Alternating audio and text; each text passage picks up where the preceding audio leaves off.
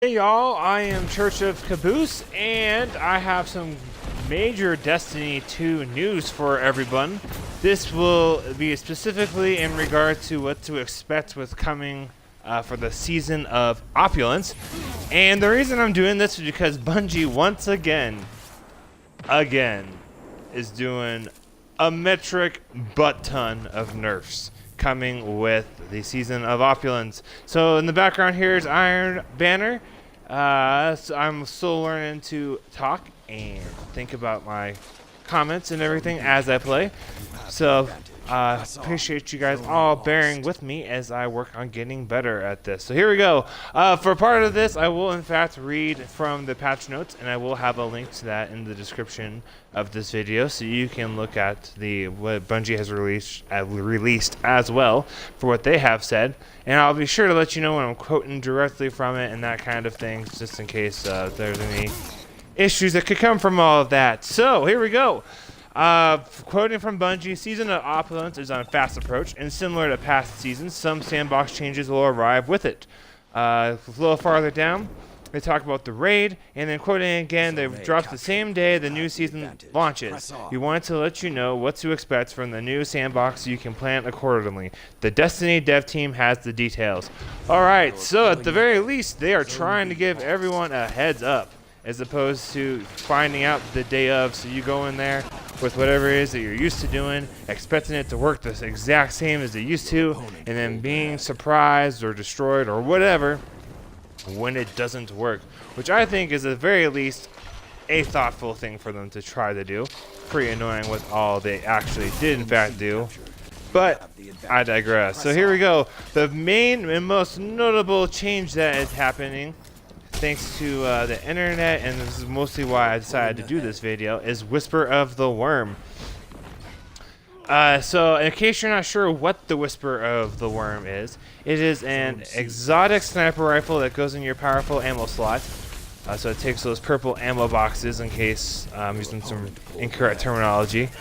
And it is earned through a quest similar to the Outbreak. And how it is similar is in that there's a public event that happens in a specific spot on IO, and I am blanking on what that all is specifically right now, but if you want a video about it, let me know, and I will do a video of how to get the Whisper of the Worm. I have it myself, it's just been a while. So anyways, so you do this quest, you have a time limit, you get to the end, you have to kill a whole bunch of bosses, and once you kill all the bosses, it's done. So very similar to Outbreak Prime, and it's pretty similar again with the Catalyst, only instead there's not like an arc configuration kind of a thing. You just do the heroic once a week. I believe it's just for 5 weeks, and there's certain things you have to pick up within that heroic quest, kind of like the configuration, but without all like the 50 codes you have to put in there, and that's how you get the Catalyst. So anyways, that's how you get Whisper of the Worm and what it is in a nutshell.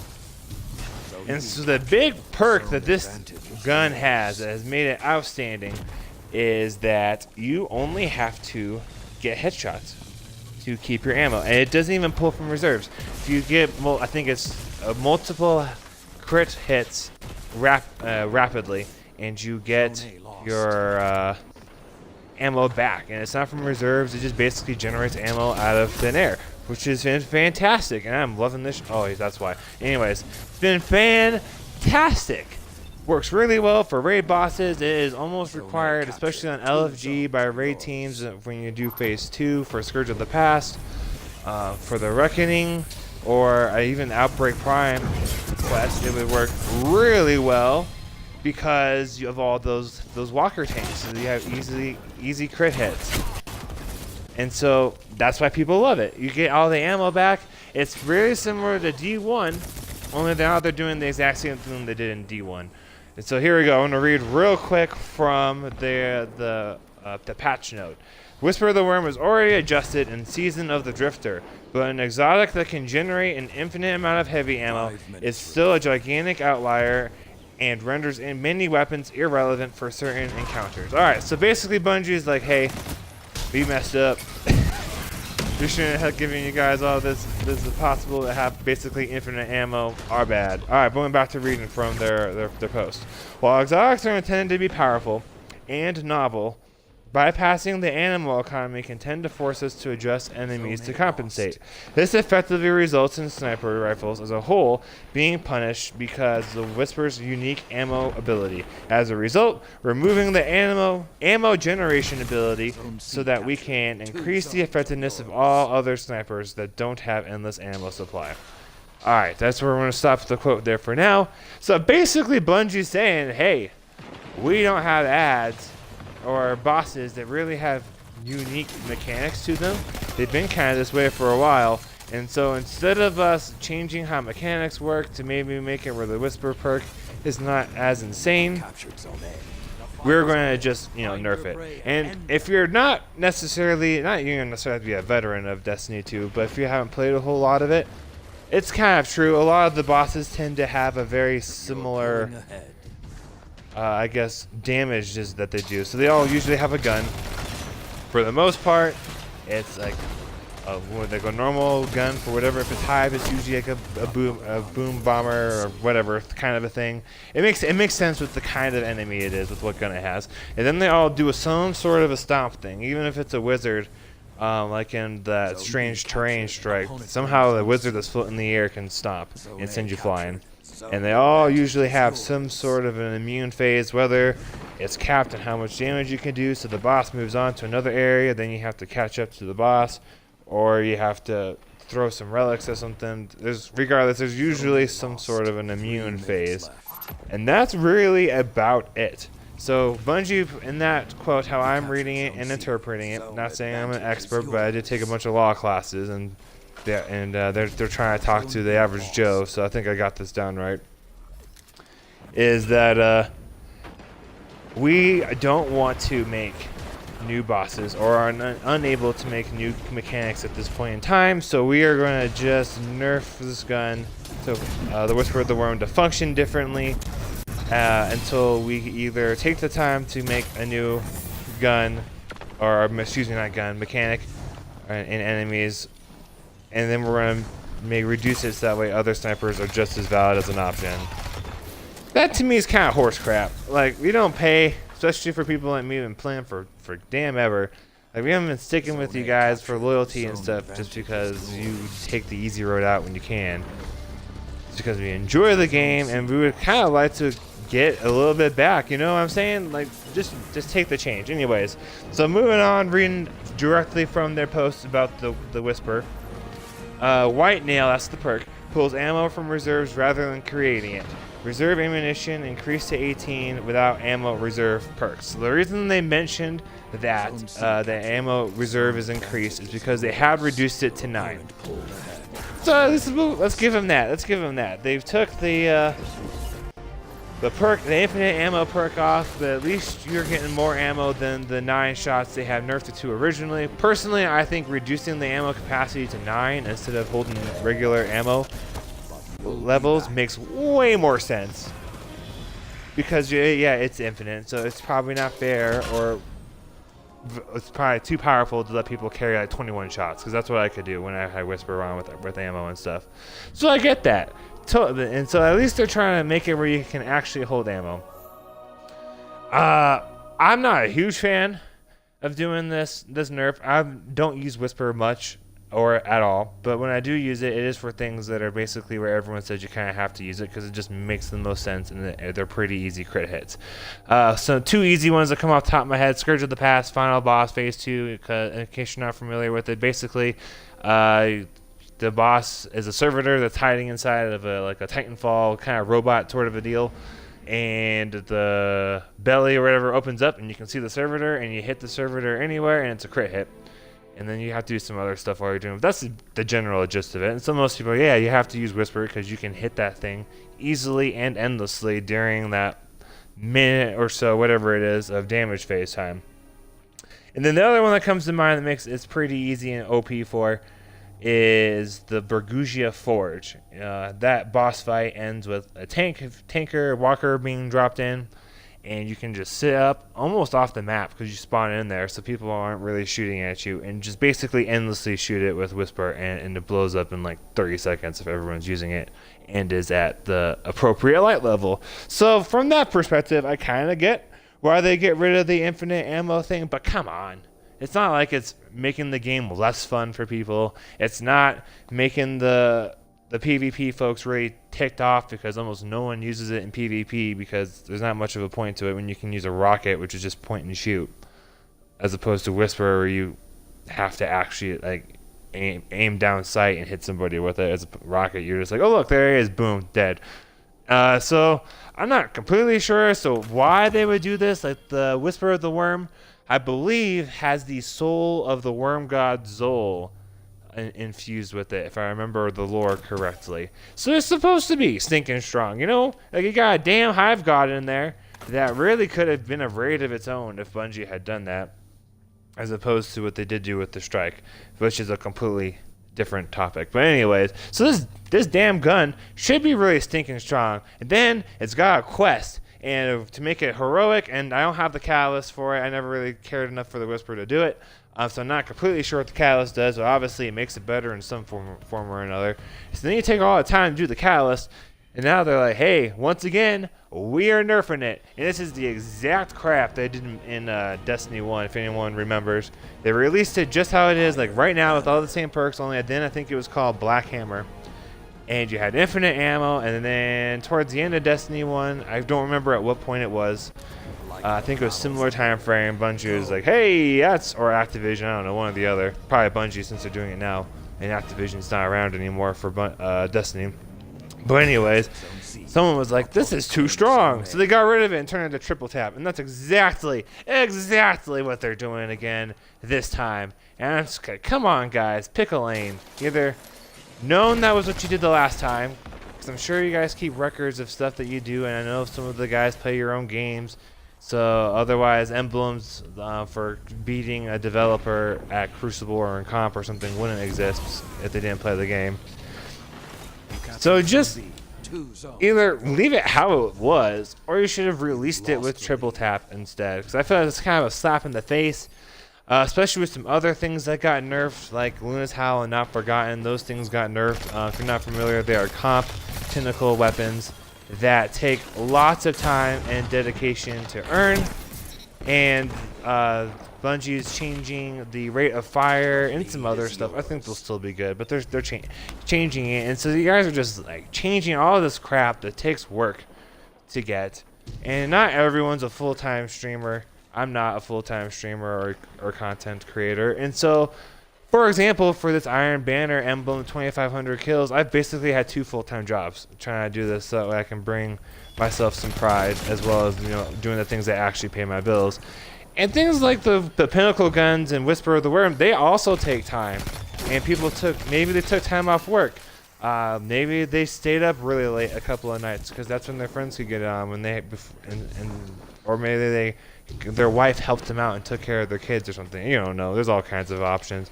And so when there were this willy-nilly nerf stuff, it's just kind of frustrating because people put in lots of time and effort to get those done. Oh boy. And so just nerfing them just doesn't seem very cool. But alright, we're gonna go down the list. I'm not a huge, so in some with Whisper, not a huge fan of it.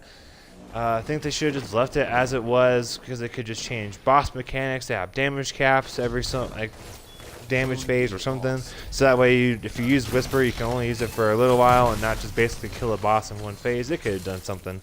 But anyways, let's move on down these patch notes. So far, not happy. Sleeper stimulants, they are doing something with that, and here we go. Here's reading from their notes, and the link again is in the description. The sleeper stimulant. The reduction of bounce shot damage for sleeper stimulant is already present on several important enemies. We are now making this reduction part of the weapon. The difference in damage is too large between a single precision shot of sleeper stimulant and an angled shot that pierces the target and then also hits the target again with bounced projectiles. Okay, so it sounds like they are reducing how much damage is done when the sleeper stimulant, you can fire it, it goes through the enemy, and depending upon the surface behind it, it can bounce back and hit the enemy again. That's one of the fun things the sleeper does, is it ricochets and does lots of damage even after it bounces back. So reducing how much damage that does, that's not as big of a deal. The difference in damage is too large between a single precision shot of sleeper and an angled shot. So I'm guessing the body shots just weren't doing nearly as much as the precision shots, and so we're kind of glancing down at it. It kind of looks like they're trying to make it where the body shots do a little bit more, which is great. Like, hey, but they're also reducing precision shots.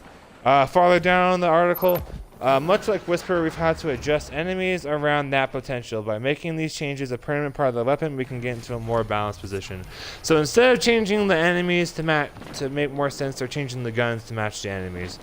Which, I don't know, I prefer it if they were to change the enemies to match the guns. For me, that just seems more logical. Keeps things more fun for us. And makes the Guardian still feel powerful. And then you don't got people like me. And there's tons of folks making videos about Bungie nerfing all this stuff or changing how things work. Just saves their face a little bit more just to change the enemies instead of the weapons all the time. But anyways, so here's what Bungie has written down specifically as what they're changing. So reduced ricochet bounce damage on boss combatants. Oh, so my impression from the paragraph was a little off. So there's less damage done from a ricochet or bouncing off of the walls, and then they're modifying precision behavior.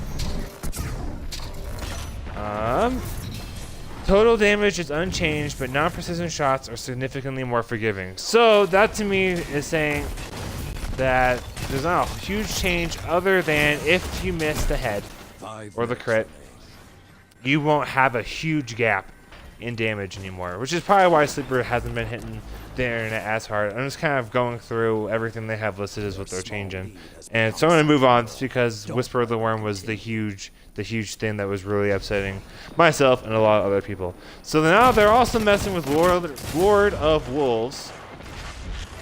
Lord of the Wolves, in case anyone's not completely sure, it was also around from Destiny 1. It is an exotic shotgun that does 5-round bursts, and it does a good amount of damage. It's a solar, it's a damaged shotgun, it's exotic, and it is from the Fallen. I believe from D1 you got from the House of Wolves expansion. But anyway, so here's what Bungie has to say. Oh, how you get it now is, I believe you're more likely to get it when you do the weekly wanted bounty. I recall mine dropping not that long ago, and I hadn't gotten it before. My wife had, though, and so she was rubbing that in my face. But anyways, I hadn't gotten it before, and then I was just playing, and it just dropped in the ground. And the same thing happened to me with Queen Breakers. So you might be able to get it just by playing, but your best chance, at least, is from doing the weekly wanted bounties from the spider on the Tangled Shore. So anyways, here's what Bungie has to say. Lord of Wolves received a massive increase in damage with the full benefits of the shotgun changes in Season of the Drifter. This made it a lot more popular, but we got a significant amount of feedback that released the wolves, that's a perk, activating on every kill made it difficult to control the weapon's ammo consumption. Alright, here we go, real quick pause. So, if I remember correctly, the release the wolves, when you get a kill, your next round is a 10-round burst. And so you would go through your whole magazine, your next trigger pull, whereas before it was, I guess not your whole magazine, but you go through a third of it. Whereas before it was 5 rounds would get used out of the 20 or so that were loaded in. Now it would not. Then when you get the release the wolves active, so you kill something, then you get 10 rounds to get shot. And so I guess a lot of people were complaining about ammo consumption, having a hard time not just blowing through ammo with it. Which makes sense. When I was doing the Century deal for my Reckoner title, I was using Lord of the Wolves, and it was a little interesting making sure I hung onto ammo. So here anyways, continuing on, quoting from the article. As a result, we're allowing you to swap between the two states to control the output, while also reducing its output significantly. Or slightly. Sorry, excuse me. By reducing its output slightly. So, I'm kind of wondering, based off of that, and we'll find out, it sounds like they might be adding in a tree where you can have an option with the release the wolves and how you want it to play out for you. So, we'll see with that. Let's just keep on reading here. PvE damage is reduced by 20%, which that's a bummer because it was really good in PvE. I liked it a lot. This effect, I think that's referring to release the wolves, is now triggered by holding reload, similar to the fundamental. Oh, so that's exactly what they're. So, all right. So if you hold X when this thing comes out, so like how you would the chain to change the burn type on hard light or borealis. Those are an auto and a sniper rifle where you could change if it did solar arc or void damage. So if you hold X, you can adjust if you use the releasing the wolves or not. So you can probably, I guess, then control if you want to go through all 10 rounds or not. That's pretty cool. Alright, finally, PvE damage and rain bonuses on this effect, probably again releasing the wolves, has been removed and replaced with the universal damage bonus instead. Oh, that's pretty nifty. So, I kind of like what they're doing with Lord of the Wolves. It's a bummer when anything gets how much damage it can do reduced, but that's just where we're at with this. Ace of Spades is also getting hit. I won't read through this. Basically, the main things they're changing with it is Memento Mori, which is when you got kills with ammo, when you reloaded, you got more powerful rounds.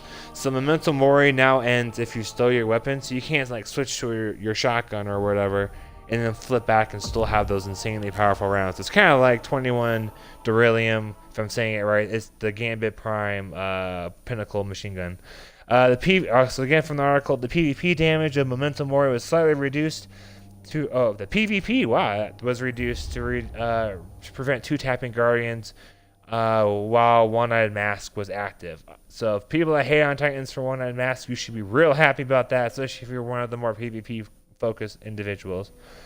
It says specifically, so it's like a bullet underneath the PvP part. Specifically, you need 4 resilience to survive this.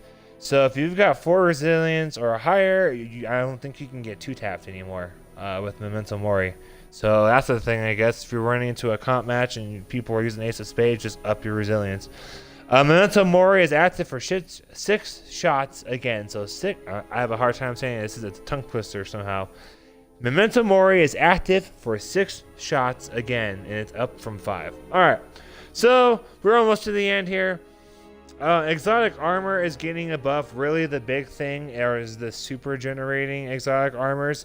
You can read all of the information on all this in the link if you so desire. This video is starting to get a little long, so I'm trying to just kind of wrap it up here. So basically, things like Skull of Dire Ahamkara, Orpheus Rig, Phoenix Protocol, that kind of thing, they now receive super energy back in a less amount. So instead of getting maybe a full super real quick, maybe you'll get like half of it or something. It doesn't necessarily say how much it's diminished, but it does. The article does say it makes it much harder to, or not much harder. It says it's making it rarer to get a full super back. We'll see how much rarer that is, I guess, when it comes out. So don't expect your supers to come back all the time. Shards of Galanor and Ursa Furiosa have also had their super gain caps reduced. And then Jiswin or Wizen Vest, the Hunter Spectral Blades exotic chest, also received reduction in energy from 15% to 8% for killing 1 to 2 guardians. So that armor worked by when you killed guardians, you got super energy back when you went invisible. And so instead of being able to get almost a quarter, a little under a quarter, about a quarter, maybe like a fifth, almost a fifth of your super back from killing 1 or 2 guardians, you now get about 8% back instead of 15. It has some bullets. About the just when vest still scales up similar to before when killing 3 or more guardians, and then PvE energy remains similar to before. And then they do have a little note about they feel bad. So it says, we're sympathetic about the fact that the changes we make in the entrance of balancing combat and game design can be jarring. It was important that we have this conversation before you read the patch notes. We know many of you have a lot riding on day 1 of Season of Opulence. Hopefully this intel will assist you in building the perfect monster killing machines for the next season of play.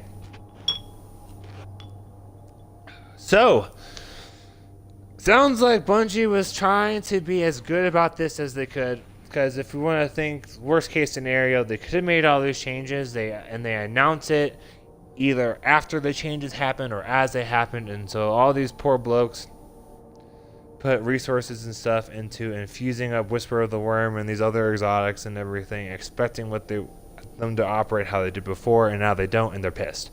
So it sounds like they're just really trying to give us a heads up. So these aren't necessarily patch notes. I think I've been using the wrong phrase. This is more like a heads up.